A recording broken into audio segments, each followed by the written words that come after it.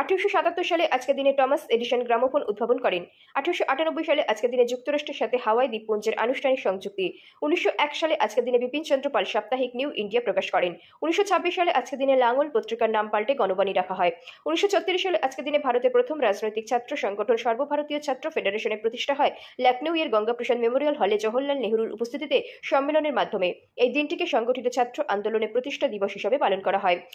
1944 সালে আজকের দিনে জার্মান ন্যাসি বাহিনীর সপ্তাহব্যাপী ধ্বংসযজ্ঞ বন্ধ হয়। এ সময়ের মধ্যে প্রায় 40,000 লোককে তারা হত্যা করে।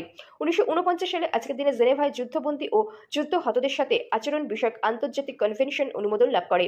1953 সালে আজকের দিনে সোভিয়েত ইউনিয়নে পরমাণু অস্ত্র পরীক্ষা শুরু হয়। 1960 সালে আজকের দিনে প্রথম যোগাযোগ উপগ্রহ ইকো-1 মহাশূন্যে উৎক্ষেপণ করা হয়।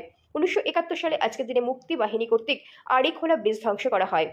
1978 সালে আজকের দিনে জাপান ও চীনের মধ্যে শান্তি ও মৈত্রী চুক্তি সই হয়।